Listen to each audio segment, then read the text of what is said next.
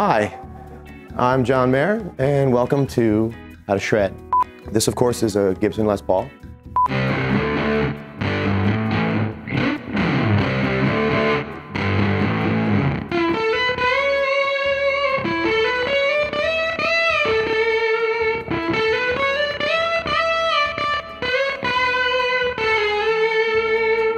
Hi, I'm John Mayer, teaming up with Guitar World to show you the best guitar solos on TV theme songs of the 90s.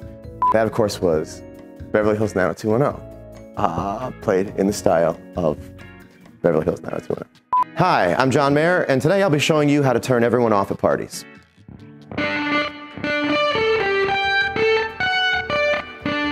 Wait. Hi, I'm John Mayer, and I'm going to show you today the inner workings and the outer workings of my interpretation of the classic Robert Johnson and Cream song, Crossroads.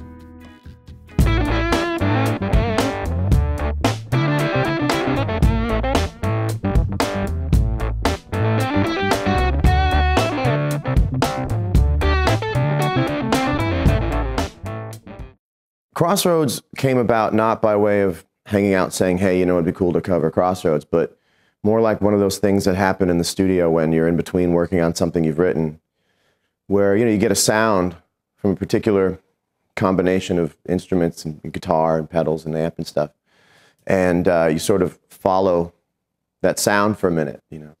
And I'd been recording a tune with Steve Jordan, and Steve was behind the drum kit on a real tight little hip-hop kit, and I happened to be plugging something in, and I have this fuzz pedal by Pete Cornish called an NG2, and Crossroads is always something that I've noodled around with on the guitar, but there was something about whatever the gain structure was. You know, sometimes you get an exciting sort of half-volume, strange sustain, big room, too loud sort of thing where, you know, the most fun I can ever have playing guitar is when I get rewarded sonically from the smallest bit of work. That's really fun for me.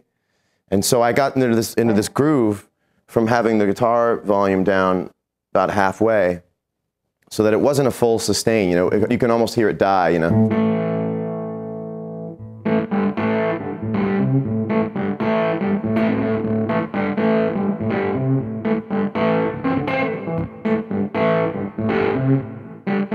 You start to lose some of the beats on the guitar. Some of them sort of get choked the way like a voice would, you know? And so Steve just started cracking it, you know? And the reason the song has 3 verses is because we didn't record it long enough, you know? So we took one of the verses out. It's as much of a right-hand thing as it is anything else, you know? It's about the bounce. I sort of think of it in my mind like the bounce, so it's... And it's like timekeeping.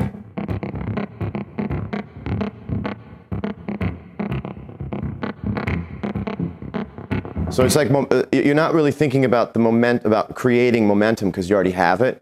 So it's really about how you just start it going. So if you're already in it, you know.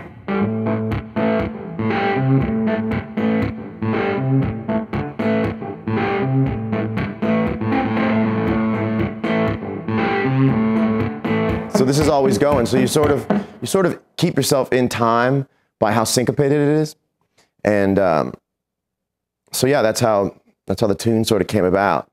And then I sort of just almost work between my thumb and my forefinger. So when you go.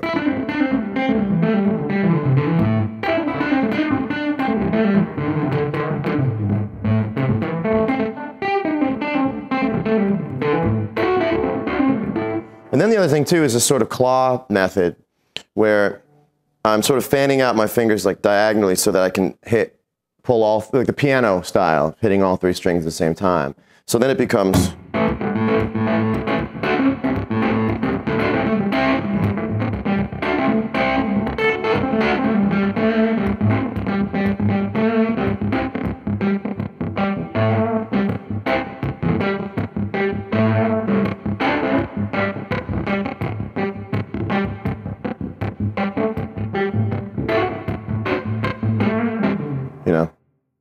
So it's got that slide.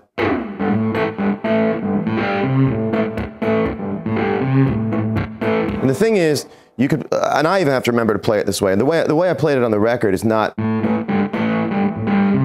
it's really hitting it, you know.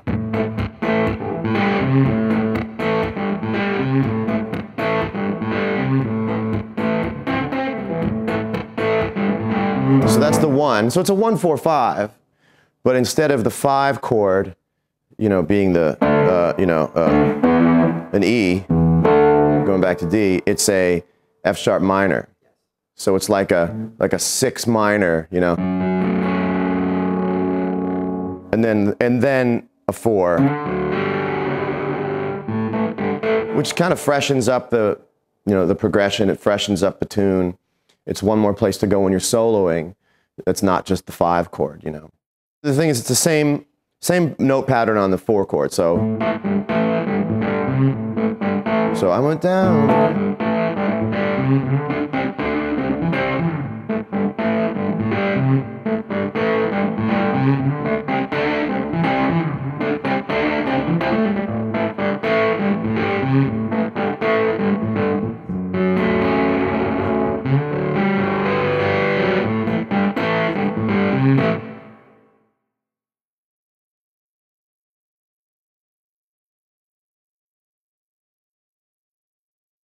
It's the same guitar, same setting as the rhythm guitar, which made me nervous at first because I don't usually like to do that, and we like to have a different guitar on top. But there's something interesting and very lo-fi about using the same guitar for the solo as the rhythm guitar. So there's really 2 of the same guitar coming in when that solo happens. So it's really about playing on the offbeat, sort of. You know, it's got a little bit of Clapton in the, you know, but it's a little more like a. It's really about not going with your first choice in anything. So picking the odd concept, you know, you can land on. So 2, 3, 4. And then just waiting.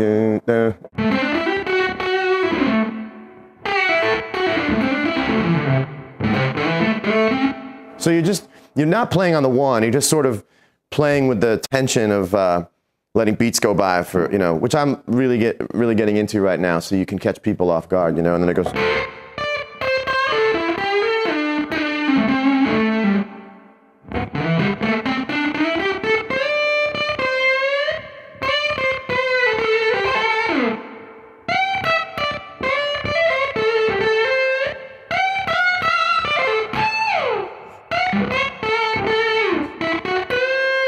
And that's over.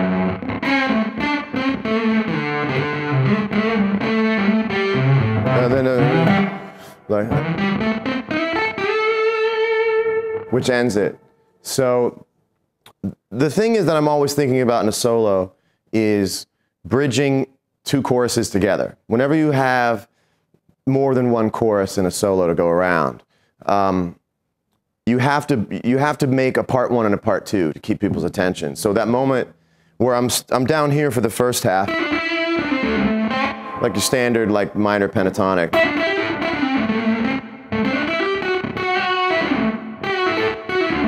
You know.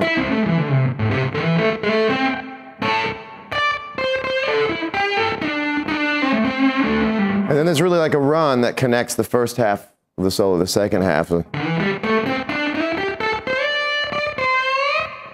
that sort of is the connective tissue to all of a sudden be up here. You know, it's sort of in that B.B. King, Eric Clapton.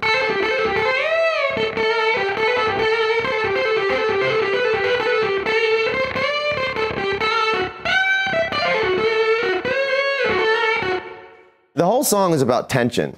It's a very tense, funky thing. So it wouldn't have made sense for me to, you know, and it's also such a fast pace that I wouldn't want to go.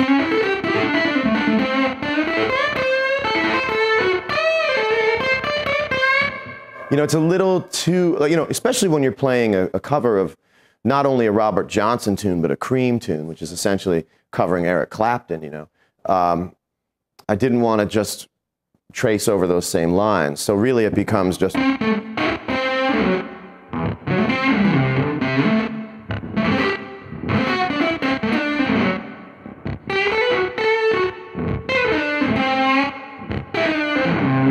you know, is like wild and stop and start as you can be.